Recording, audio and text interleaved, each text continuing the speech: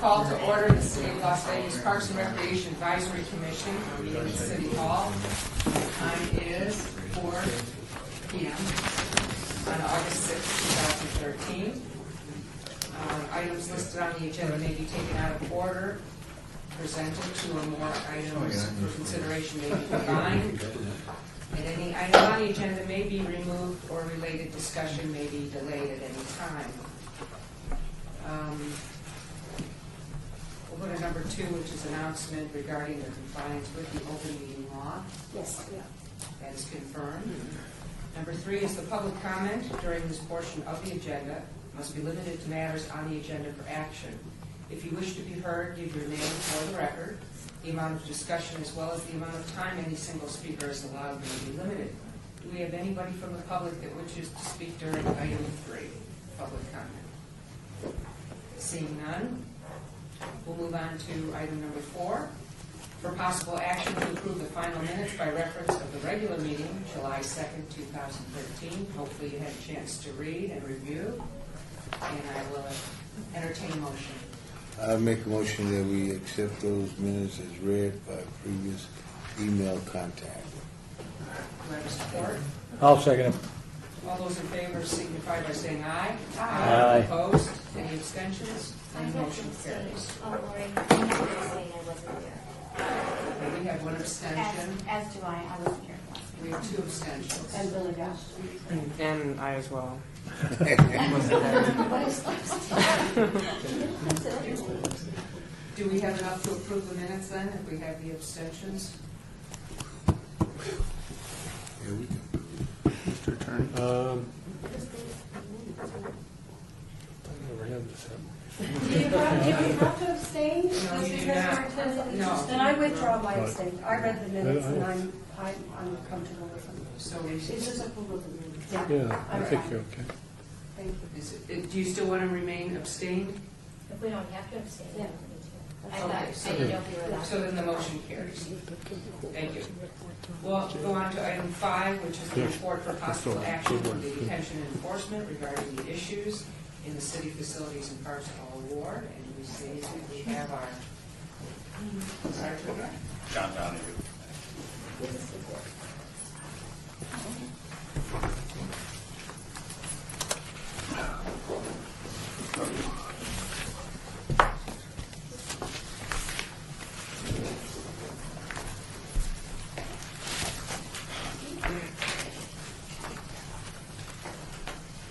Well, we've been seeing, especially an increase these last couple of months, is the copper wire theft.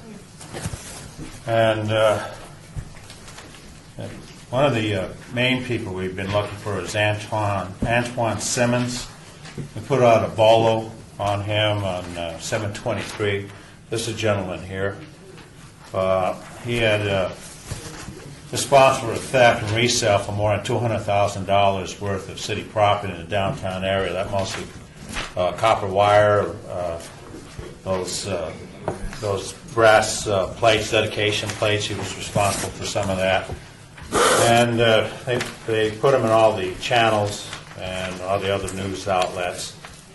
And while the marshals were canvassing some of the homeless encampments downtown, they passed out cards. And one of the homeless contacted Antoine Simmons and let him know that the marshals were looking for him, and gave him Investigator Patton's card. And he called Patton immediately, identified himself, and I said, "I understand you're looking for me." He said, "Yeah, we want to talk to you about the number of thefts that have been going on. We have a lot of evidence you're responsible for it." He said, "Fine, why don't you meet me?" And he gave a location. And then about 45 minutes after the phone call, the investigators went out to Anton's given location and arrested him. So they booked him to see he's there presently on numerous counts of grand larceny. So when he advertised, and a lot of times we're getting a lot of information from homeless people. They're not going to give it forthright with their officer present, but they've been known to make phone calls, and because of obvious reasons, they're concerned about their their personal safety. And another update with the closing of James Gate Park, which happened on the 12th of July due to the woman being slashed with a knife, and the gentleman who tried to intervene was hit in the head and also suffered a knee injury. They closed the park. The park still remains closed. But on the 27th, the Metro had an individual for city warrants called the marshal over. Marshal recognized that the subject known as Flacco, that's all we knew, the only information we had on him, fit the description. And the gentleman's name is should I give his name here?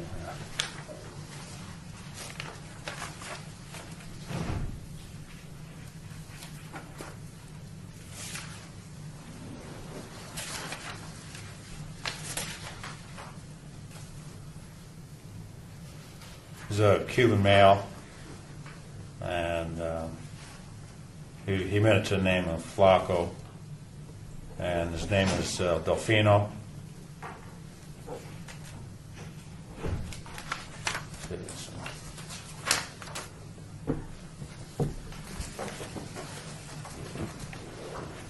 So Ricardo Olivia Delfino is the Cuban male, and admitted to the slashing attacks. Right now, the violent crimes unit's in charge of the investigation, and he's facing battery with a deadly weapon, knife, and possible attempted murder charges. He's being held right now in city warrants. They're trying to look for the two victims that were responsible for the attack. The victims are homeless and are hard to locate, so the last we got from Metro, it was turned over to them. They're still trying to locate the two victims.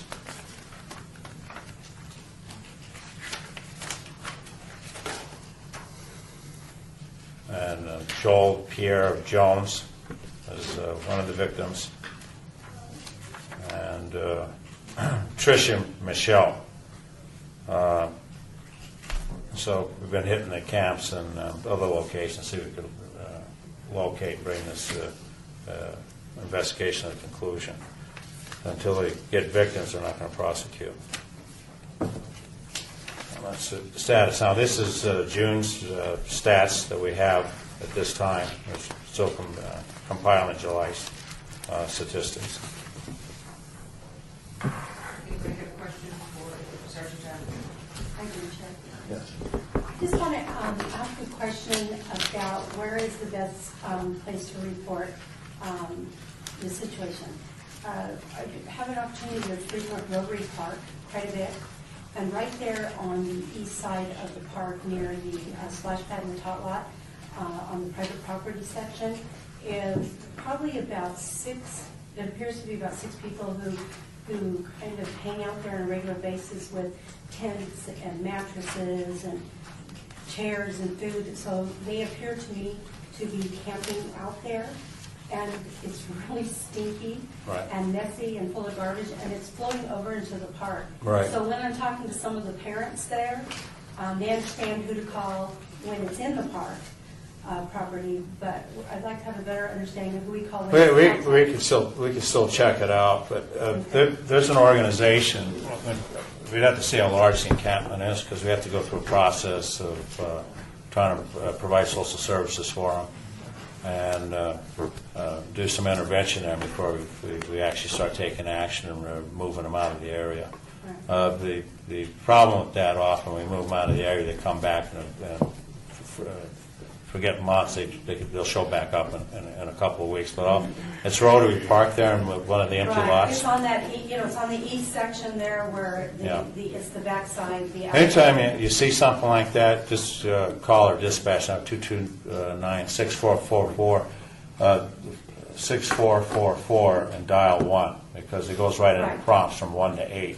1 gives you directly to the Deputy City Marshal dispatch. So they And have just report the situation, they'll go out and make note of it, and then we can start the process of identifying them, seeing if we get services. Our experience with a lot of the homeless that they're just resistant towards services, and give them a reasonable amount of time to get their belongings and then move them out. So is it a possibility, I thought about approaching the business owners there, they gotta be aware that in their back alley where it's where all the garbage. That's good too, you know, and then They're aware, you're right. and then maybe to refer them. Well, to- you made me aware of it, so I'll check it out personally Well, tomorrow. Thank you. Yeah. I know the fire department came over recently, because they were inside the park then where the shade is. Right. And using the restroom facilities and sleeping on the benches and that Right. kind of stuff. And somebody must have called that in because they showed up Right. during that visit. But they're definitely on the other side camping. But thank you. Yes, I have a question. Why do you actually close the park, and for how long do you close it, and how do you enforce the closing?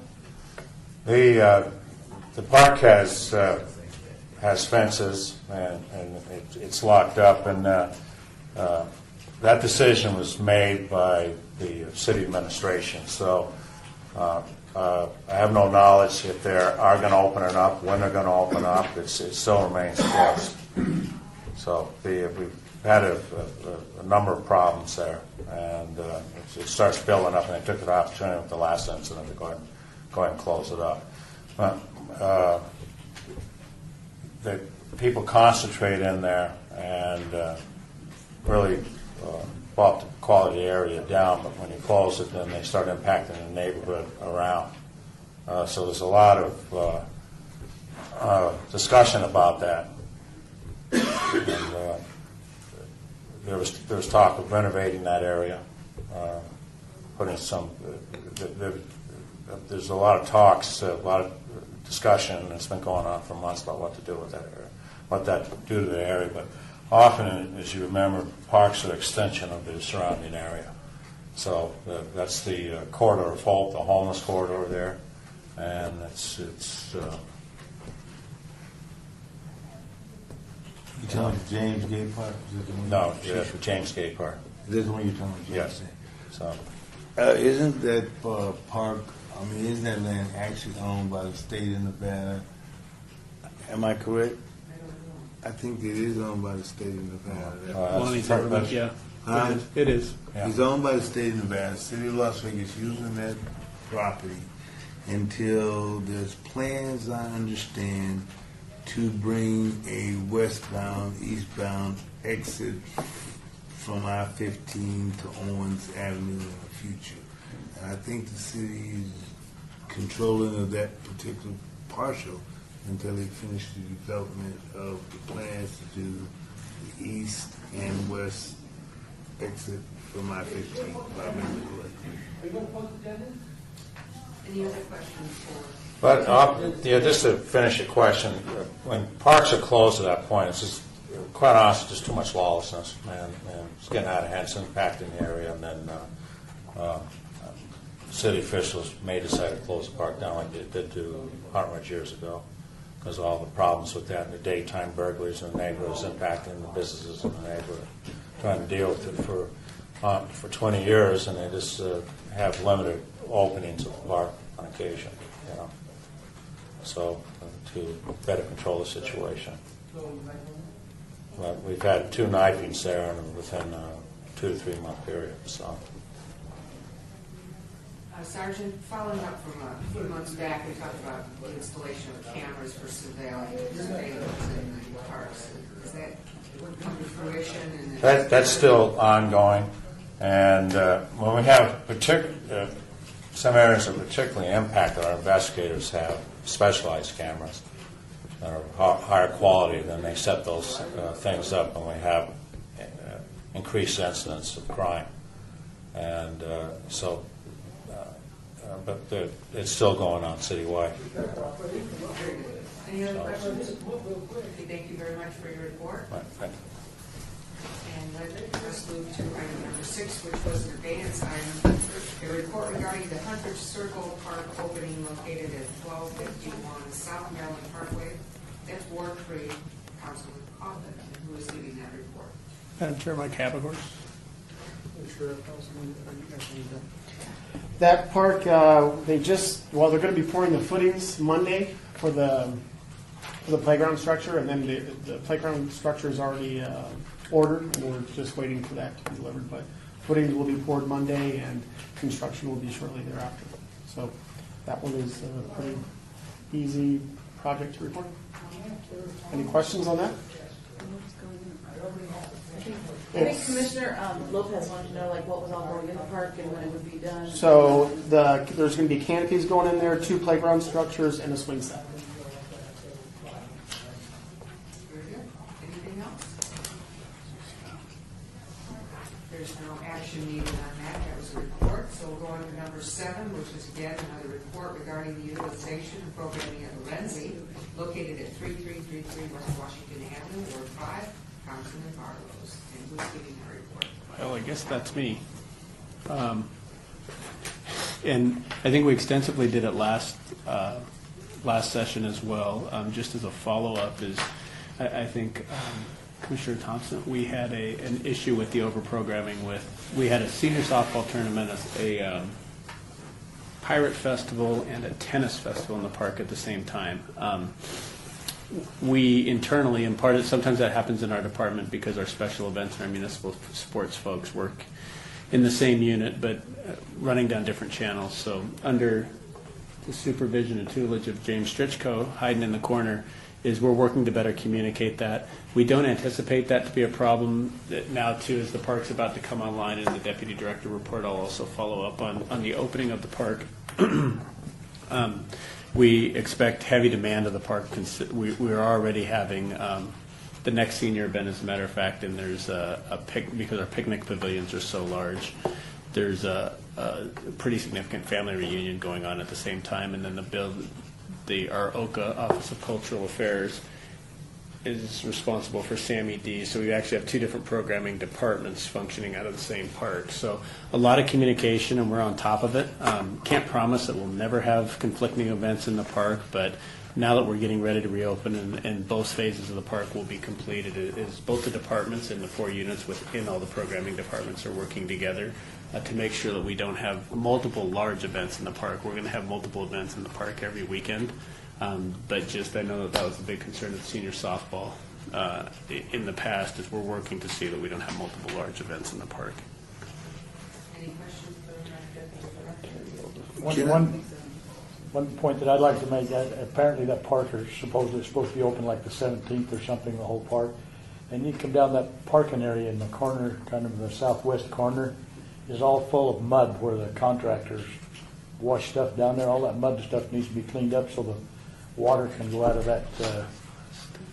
There's a place there for the water to go out, but it can't really go out of there. It just brings all that mud down there and it ponds up. And that Southwest, yeah, picture in the where west. our storage container is. Down near the softball areas? Yeah, the southwest corner of the softball fields. All that water comes down that road, and they had all that dirt and stuff that came down there, and it just ponded up, and it's just a big puddle of mud down there now. Needs to be cleaned up. I don't know who the city engineer or project manager is on the job, right? I got a hold of him. We'll pass that along. Any other questions regarding Lorenzi?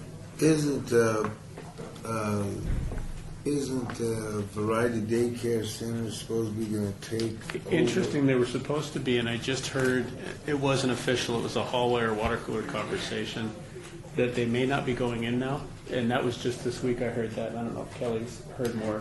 I had heard that they may not be going in. I don't know the reason, or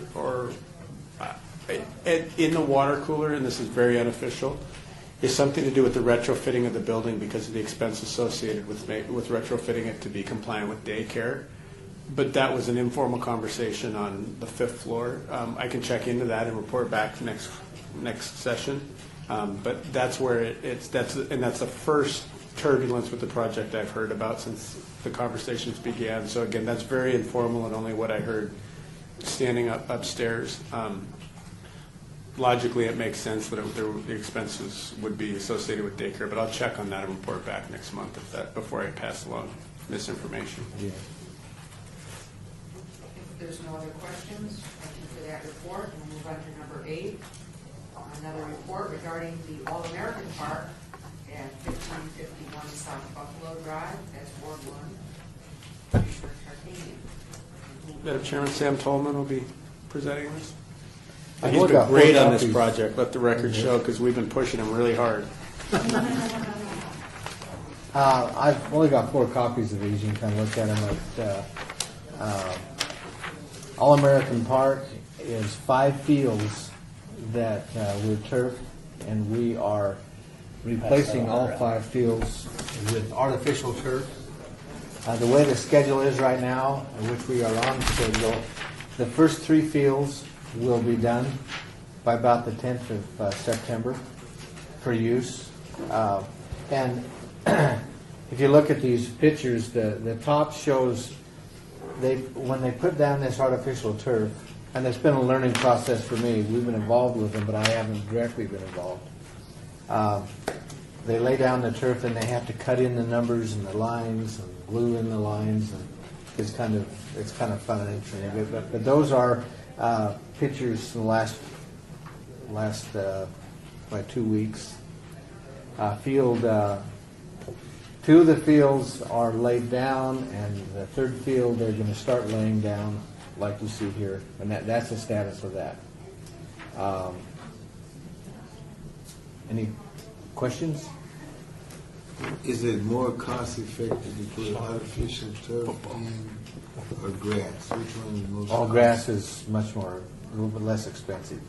This is like $10 a square foot, where grass is like 23 cents a square foot. It's very expensive, but the point is this can be played on all year round now. I don't know if you saw the fields before, but football is very hard on grass. It basically was just dirt right down the center, and on each side where the players were, it was just dirt. And it was very hard to try to rejuvenate that grass during the summer, off season, and try to get it to grow back enough so by the time fall started they could play on it, but it was really tough. So artificial turf is not a cheap thing. It also requires maintenance. The turf is 2.5 inches long, the strands, I won't call it grass, but the fake grass, and then they infill in that grass, they infill little rubber pellets that hold it up, and it makes it softer for them to land. But that has to be groomed and swept, and as the players hit that in a football situation or any soccer or anything else, it blows the rubber right out, and they have to sweep it back in with these big sweepers and maintain it and clean it. But that's kind of the approach we've been going on most of our fields. And if I could, Madam Chairman, one of the benefits of artificial from a programming standpoint is because we try so hard to maintain the integrity of natural grass, is between November and March, we don't allow play on our fields before 10 in the morning because of frost. And if you play on a frosted field, it immediately kills the root beds. It benefits us in 2 ways. One, we have that rule that we'll be able to lift, so we'll gain a minimum of 2 extra hours programming on Saturdays and Sundays, which is the thrust of the football season. And one field for a tournament allows for each field, in each field hour, you actually gain 3 teams an opportunity to play and mix into a large tournament base. The second is, and we've been very fortunate with many of our large tournaments, particularly the Mayor's Cup, where teams from Europe invest tens of thousands of dollars to get here. And although these are football fields, we have large Thanksgiving Day tournaments, a very big one where the whole Southwest comes out. If, God forbid, we were ever to have a field like that on a natural, is we would have to cancel it. And you either cancel it and you have a lot of people that are very upset, or you play on it. And if you play on it in wet conditions, you've effectively destroyed the field for the remainder of the year. We've bucked the tiger many, many times and played in just skirted bad weather. We've never had that challenge, but if that were to have happened to a football field in the opening weekend, you would lose the entire football field for the year. So from a programming perspective, the artificial turf allows us to play literally 24/7 in any weather condition and not, outside of puddling or some significant rains, not affect the safety of the field. So from a programming perspective, it allows us to write more permits and accommodate more participation out there. So we're very excited about it.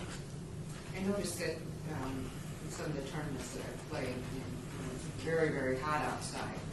this generates tremendous heat because it's rubber and it just comes back up. It does, and we get that question a lot. In fact, my son plays youth soccer, and they had a 9 o'clock game on an artificial turf yesterday. The reality is, outside of some people making some senseless decisions, is, even on natural grass fields, we don't program on August 8th at noon, or we shouldn't program that. And the ambient temperature doesn't have much to do with it. It's the direct sunlight that generates the heat. We really encourage our folks, it's play at your own risk in the summer, and that's part of their field permit. We really encourage folks not to play in the afternoon. But the reality is there's only limited field space. But it does, the one downside to artificial turf is in March, April, May, particularly the end of May and early September, when football's just getting up and going, and they're playing at 6 and 7 o'clock. When the sun's up, it gets pretty warm in the temperatures.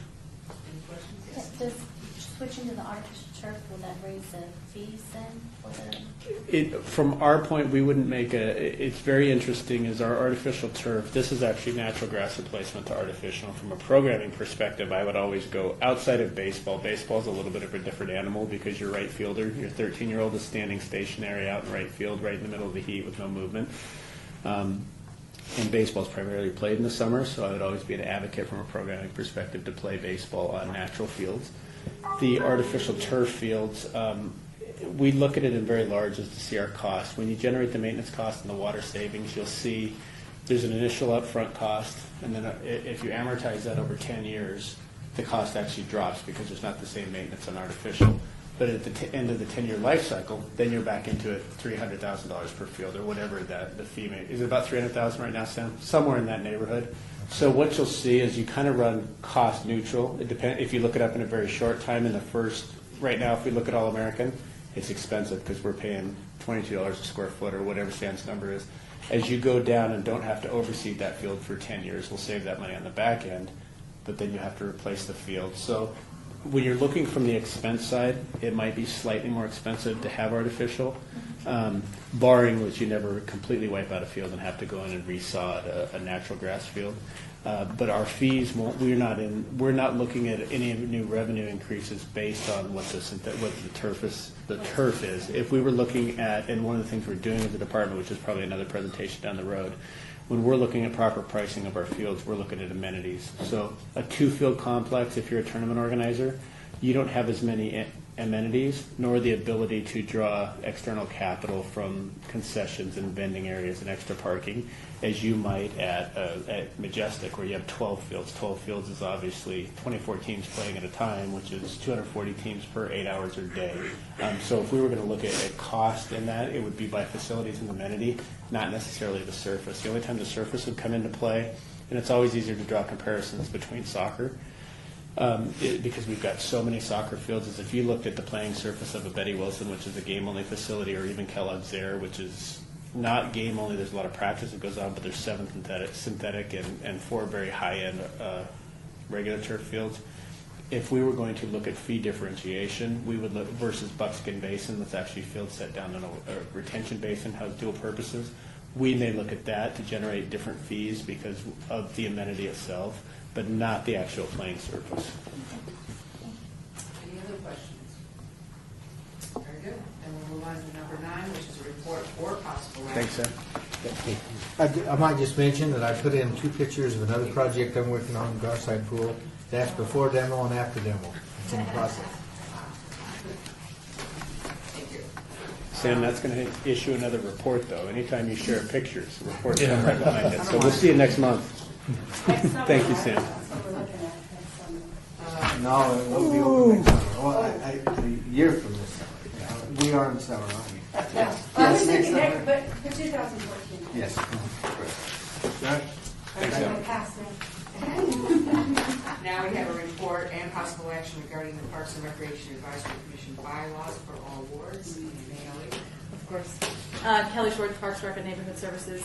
Last month, I told you guys all, well, those of you that were here, and obviously we've had kind of flip-flop now, but for the 40 years or so that the board's been in existence, we've never had bylaws, and so we've been asked to write some now. So what you have right now is just your first, it's just a first draft of it.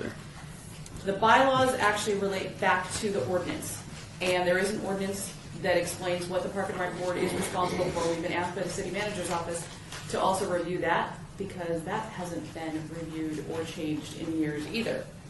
So with that said, the ordinance is currently being revised and worked on by a team, including the city manager's office, our office, the city attorney's office. They're still working out some of the details of that. Council has not reviewed it yet. They haven't even been briefed on it yet, so I don't even want to give you a copy of that one yet. But this relates back to what the decision is going to be made on that.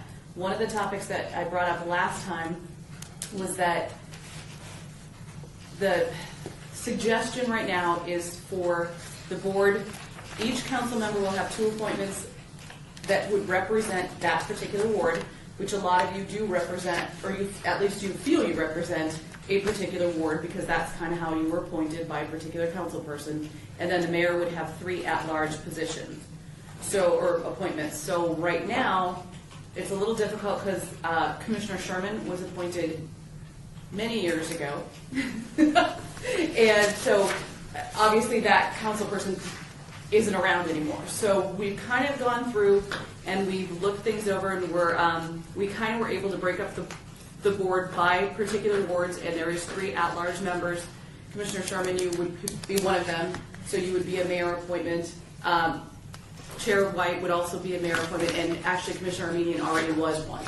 The rest kind of worked out where you guys were appointed by a particular council person, and so as soon as we get that a little bit farther along, then I will bring that along. But I just wanted to bring that to your attention because that is the way it's written in the bylaws.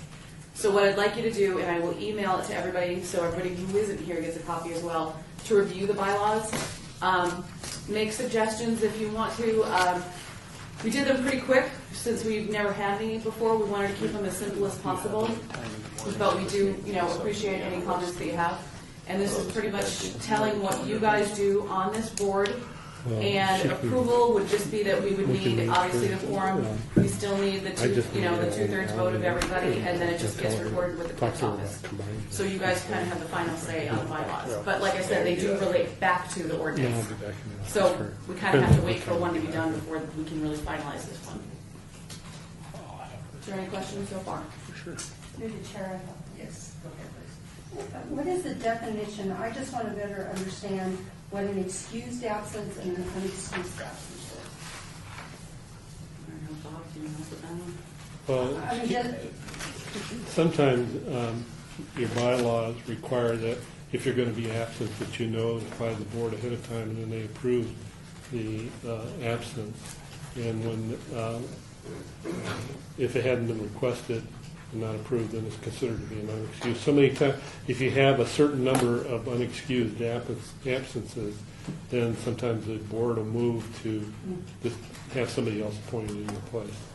so a no-show, no contact when we get our message, advising us. that Well, we- it probably comes down to how you define it in your bylaws, but generally that's what it is. Anybody else? Yeah, just as a question of clarification, my understanding was even if different board members are appointed by a particular councilman, that doesn't necessarily mean that would be a board decision that whether or not they would necessarily be tied to representing the board or represent the city as a whole, which was part of the conversation that appeared in the minutes. What I will tell you is that it's up to the council. So that's why I didn't bring you guys a copy of that yet, because I don't want to bring it is. I'll just say it's up to the council to choose that, and that's the direction that they're going. Okay. So I mean, what you mean, choose which way they're going? that you would be representing Ward 5. Right. So, and that's where your general concentration would be. I mean, technically all members can be at large, and we would hope, that if you are at a park or you do see something or whatever, and you're at a different tournament for softball, we would hope that as a commissioner you would do that. But this would mean that you do represent the particular ward that you were appointed by from that council person. Yes, go ahead. Question, if we have any comments or recommendations, should we forward it to the chair to consolidate, or is it to you, or? You can actually send them directly to me if you'd like to. Because like I said, I will send this out to everyone through email, so you can just reply to that, and it's up to you if you want to share it with the rest of the board, or if you want to just send it directly back to me. I think it would be a good idea to carve Chair White, kind of communication to staff. Indicating their duplicates and If that's okay with everybody, I think that's the procedure we should follow.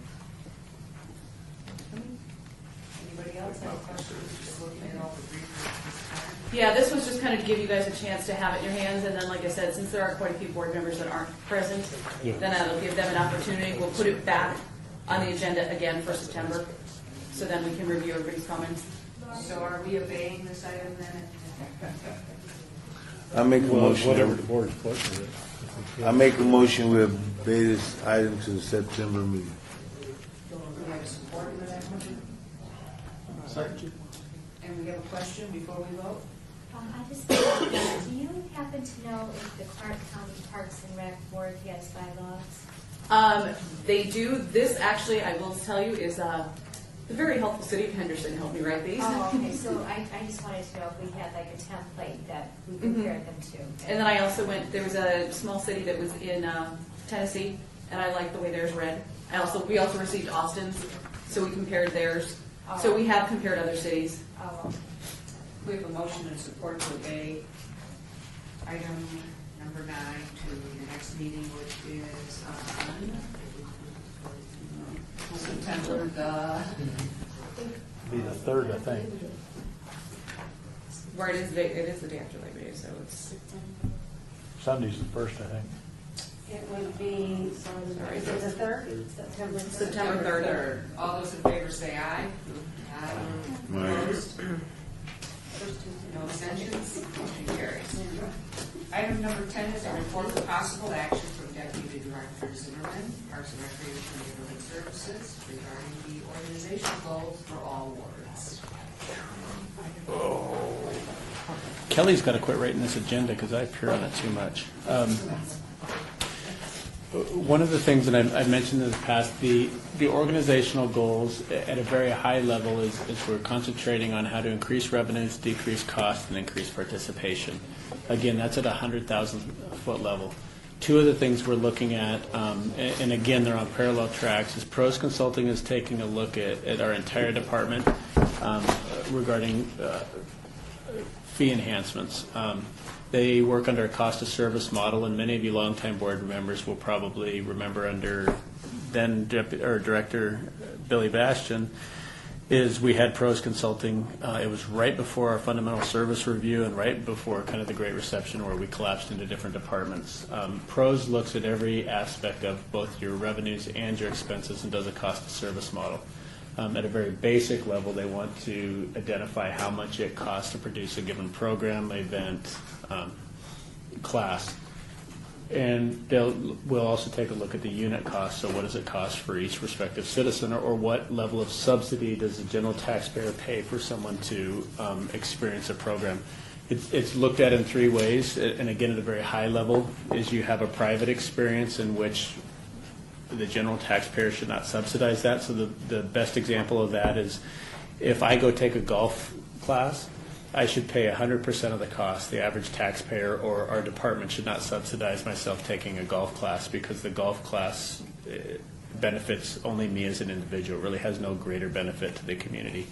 And that would be a private function. The second class, which you will find is the second category, which you will find is the majority of our offerings, would be merit. And within a merit is your subsidy can be anywhere between 30 and 70%. So the average citizen or the department would be subsidizing somewhere between 30 and 70% of the experience.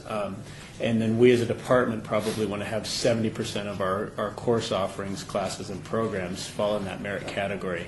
Most of your youth sports would fall into a merit category where there should be some level of subsidy. And the general thinking is if my child's in Little League Baseball, that's very good for my child. He has some benefit of socialization, participation, winning and losing. But it's also offering the greater community the opportunity that my child's not graffitiing your garage door or running through your back neighborhood or just out on the streets. So we would subsidize that experience. And then you have public offerings. And public offerings are anywhere from 90% to 100% subsidized. And a good example for some of our board members who've been around of a public offering would be our Old Creature Feature Days, where we have an event in the park and there's no cost to it, and you come and experience. And our Kite Carnival was one too. Is you would come and experience whatever the kind of open house, open park day is. After the recession, we don't see as many public offerings. One, because they're 100% subsidized, so you're really giving that service away. With the dollars tightening, we kind of got out of that business. A lot of our trail programs, though, our adopt a blocks, our trail cleanups, our walk, those are all public offerings, as we're subsidizing everything. There's volunteer hours associated, but we're subsidizing the experiential aspect of that. But those are the three main categories that we look in how we price and offer programming.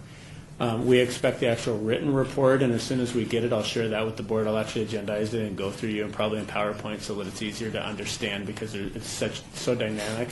We expect a written report next week, and the presentation to council on pros consulting will be September 21st. If Kelly's looking at her calendar, I believe it's on the September 21st. That ties into a bigger, one of the goals from the city manager's office with the recession and the budget is there's somewhere between a $15 and $21 million deficit going forward. The city manager is looking as an enterprise, not just Parks and Recreation, is to raise about $25 million in either via franchise fees, business licensing, and obviously Parks and Recreation. We are going to propose that we can probably raise about $2.5 million of that in our rental fees. At the same time, we're running parallel with just our municipal sports unit. We're always looking at fields and our field rates and the quality of product. We have recommendations going forward, again, with fee enhancements to take a look at the cost of our field usage. We're very undervalued when you look at just our day-to-day use. Our tournament pricing is pretty high, and I don't shy away from saying that because I think the amenities of our services, quality of our fields, is we can generate that. I think our tournament pricing is pretty fair.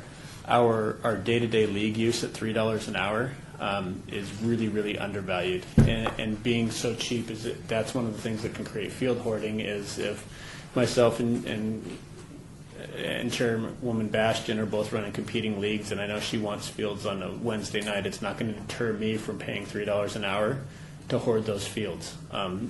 So it's kind of an unintended consequence of not charging a correct fee, as it does enable people being able to do that. At the same time, it's very hard to take away from organizations that have gotten used to, even if our fields have been underpriced, is to say we just decided that we think we should charge higher. And even though we know and have some empirical science between maintenance, one of the things we're looking at is charging for the electricity. So it'd be $3 an hour in the daytime, but we know field lights are about $10 an hour to run, is charging a lighting fee. And then if Commissioner Bastian doesn't want to pay the lighting fee, she can redirect her league to use daytime hours so that she can still operate her league, but at the same time not incur the fiscal impact let raising those fees. The other is just the educational process. A lot of our longtime users have no idea that it's about $10,000 a park acre per year just to maintain the surface, have no idea that it's $10 a year that our department spends $1.2 million a year in utilities. So a lot of education going on at the same time, but those are the two overall things we're looking at regarding fee enhancements and raising fees in the future. Obviously all of this, and one of the things we're taking a look at too is that our Chapter 13 that Kelly worked so hard on for the park ordinance, and even back to Commissioner Bastian's days, we put years and years into that. Our fees can only be raised by vote of the council. And one of the difficult things is if we decide with gymnastics, it really doesn't make sense to offer gymnastics, we have to go back to the council and ask for $5. So a tendency of the department, rather than go up and stand in front of the council every council meeting and raise a fee for one of our 10,000 line items in our department, is to group those together. The danger with grouping them together is we might not care about gymnastics and skateboarding and everything else, but we might care about sports, so they get voted down. One of the provisions we're looking at is to empower the city manager to raise fees nominally, so up to, say, a 30% cost recovery. So we would brief council, but we don't necessarily need to go in front of the council for every incremental fee. It's one of the things we're looking at doing to amend Chapter 13 via resolution that would empower the city manager to raise fees a certain percent. Obviously, she couldn't walk in, or he couldn't walk in and raise fees by 300% because we had a money grab. We want to guard against that, but at the same time is not to have to go in front of the council every time we want to raise a fee. So those are the three parallel lines we're kind of working on that we hope to all come together, have some very sound empirical science behind the recommendations we make, and at the same time kind of educate our users to the costs associated with with the government and the general taxpayer to provide our services. Let's see if I understand this. So if your set point is to recover 30% and subsidize 70% for the category that you explained, the request for council, wouldn't the request to council be to give the city manager the authority to say, I can regulate the fees to meet the 30% no matter what that would be? And you would have to justify as the department saying, we now have an increase in water rates and utilities. You're exactly on point, and I think one of the things we have to be careful with, though, is we all assume we're going to be here for 100 years, and I think there's a high level of confidence in Elizabeth Fretwell, our city manager. But just like Chapter 13 that was done way before Billy and I's time, and we inherited it, it had language about no pigs in the park and no cows in the park and things we kind of laughed at. So if we juxtapose that nobody touches Chapter 13 for another 20 years, and we don't know who the city manager might not even be born yet, is we don't want somebody to come in and have just rogue power where they didn't have to go in front of the council. So you've got it exactly on. Is the city manager would be okay to raise within a certain context, but by raising to get within that 30% cost recovery, we know that you couldn't just use tournament price. We know you couldn't double a tournament's price and stay within that cost recovery range without having to go to council. So, and what you'll see in very lay terms is the things that are really hotbed issues: fields, safe key, can get into pool usage, but our fees are so low you could probably quadruple those. But when you look at those, they have such large participation, following, or minority interest, however you want to capture that, is you're not going to see a general raise to that without a briefing, and probably on the council floor anyways, only because any item that has 50,000 users, obviously there's voices. So that's going to end up on the council floor. What really haunts us as a department is not touching our gymnastics class, our kickball leagues, our mommy and me classes, our swimming pools, not touching those, because you don't want to. It's a lot of effort to put in all the background, all the briefings, all the time associated with any increase. And it's you don't want to admit this, but it's a deterrent for the department to go up there in onesies and twosies. At the end, it's really not. You do the cost-benefit analysis. Is it really worth it to spend 50 man-hours with your analyst to go and raise a pool fee by an hour for 60 users over the summer? At the end of the day, the administrative costs are probably so high to do that it's revenue neutral, so we move on to things. So one is to better empower us to make day-to-day decisions, and very much like you've done, is our utility rates go up. We don't pass that on to, like Starbucks, you show up, and I don't flinch when my Coke goes from $1 to $1.25 because they've picked up the cost of fuel or electricity. We never make those annual economic escalators, and you find after 10 years is you're 30% undervalued of where you were a year ago. So that's where we're headed, or trying to get. Yeah, they don't have anything written about like the inflation rate or anything like We don't. That would be incumbent on us, and if you looked at it, we would still have to put it in policy. But that's one of the things, And the honest answer to that is, back in our heyday, where we were really, really successful, and I would call it Billy and Kelly and Lonnie's time, we were returning $1 or $2 million to the general fund. So an economic escalator to us, we had the ability, and even being very responsible with our money, we always had the ability to pay our bills and still return money and have our staff with all the supplies they needed. So while you think intuitively an economic escalator is a good idea, it's just like I mentioned, is when Billy and I return $1.2 million to the general fund every year, why would we put 1,000 man-hours into changing the law so we could have economic indicators? And up until 5 years ago, there was no reason to think that would ever be something that would benefit us in our careers.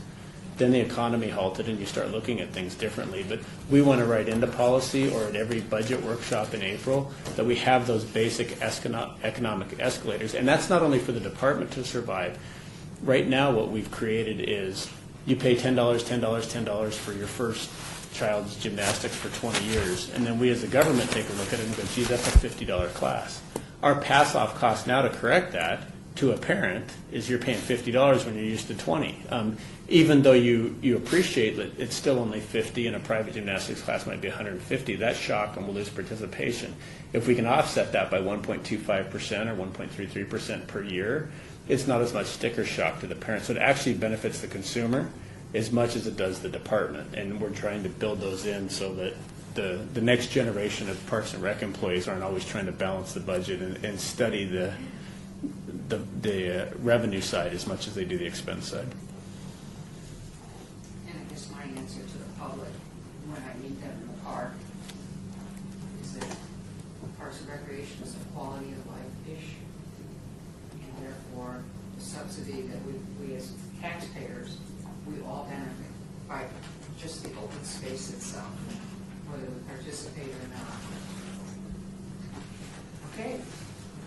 We have come to item 11, which is citizens' participation. Public comment during this portion of the agenda must be limited to matters within the jurisdiction of the commission. The subject may be acted upon by the commission unless that subject is on the agenda and scheduled for action. If you wish to be heard, give your name for the record, the amount of discussion on any single subject, as well as the amount of time any single speaker is allowed. May be limited. Do we have anybody from the public that wishes to address? Before you adjourn, can I just add and my report got skewed for not having just comments this time, just a couple things for the Park and Rec Board under public is Lorenzi Park, August 17th, 8 a.m. It'll start with the back to school fair, but the ceremonial is at 11 a.m. for any Park and Rec commissioner that may want to attend. I want to quickly announce, because I think I failed to do so last month, is Brian Knutson is our new manager, and I'll bring him down and have him present on something so that you can meet him, of admin services within Parks and Recreation. He's Kelly's boss. We opened up pickleball courts last week at Police Memorial Park, and we're looking to do so at, I call it the Durango YMCA, but there's a roller hockey rink on the north side of the Durango YMCA and the skate park at Durango and Durango Hills Golf Course. We're taking a look at converting that to pickleball too. We're noticing our seniors have a vested interest in playing pickleball outside. So that's on the agenda going forward. And one of the things I wanted to talk about is in our administrative going forward departmentally is myself, Steve, and Lisa, the other deputy directors, are all about the same age and on the same path to retirement. And one of the voids we found out in the great fiscal affairs of the last 5 years is we don't do a lot of succession planning. So with that, Mr. Strichko, our recreation manager, and Ed Jost, who's our other recreation manager, are going to start participating in Parks and Rec Board too. Part of that is to get them kind of enmeshed, so when I retire or win Powerball this weekend, I would not return as much as I love all y'all. And I'd like on record that I paid for his ticket. So there'll be a small lawsuit out for that one. But we are going to start having them present. I will always make sure that I agendize a full deputy director report at least quarterly so we can come in. But to enmesh both Ed and Jim. And the other side too is obviously I'm operational administratively, but they're the heartbeat of what goes on out in the field and are much closer ties to the day-to-day operations. So we want to start to include them in this chair as far as facilitating some of the Park and Rec Board. So you'll see a lot more of those guys going forward. And be really tough on Jim because he's not a nice guy. And under citizen participation, any of the other commissioners who wish to speak at this time? I'll just make a public comment because it's commend Parks and Recreation. I was speaking to the Council of School Board Association communicators recently on a different topic, and actually it was about communication and marketing. And at the end of it, one of the people who were in attendance made a specific point to seek me out because he had noticed on my bio that I was a commissioner and wanted to commend our Parks and Rec department. He had been here for tournaments with his children. And it just kind of shows that sometimes even if the contract negotiations don't always show it, that's the kind of reports we hear about, but that was something from an end user, and he just said that Las Vegas had one of the best fields and facilities that he had ever seen in that many his travel. I'd just like to have a comment. I'd like to have on the record my appreciation of how much I value the parks maintenance staff. I was visiting another park, Essex Circle, and on that particular park day, the entire splash pad was underwater about ankle, mid-calf deep depth for all the little toddlers who were playing in that water. And although it was a lot of fun, it appeared to be kind of a safety hazard. And so I called Lonnie, and he got a hold on a Thursday at 4 o'clock in the afternoon, a hold of a maintenance person, and he came out to the park. And I was really impressed with how he handled all the children that were there, closed the park, got them all kind of in a position to allow them to observe his maintenance duties, to unplug that splash pad gate, because they were very interested in what he had to do. And then he was able to put the park back, splash pad back into operation within about 30 minutes. I thought for sure that was just going to be the end of all of that, and we were all going to have to go home. But will you let Daphne know? Lonnie? Absolutely. That was a really... I hate having to tell her I these wish I things. knew the name of the guy, but I didn't want to bother him. She'll know exactly who it is. Yeah, they really did a good job, and all those parents just cheered that guy in the back when he left.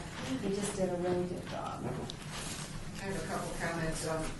As a matter of fact, 2 weeks ago, I went over to the Veterans Memorial Leisure Center to try pickleball for the first time to see what it was all about.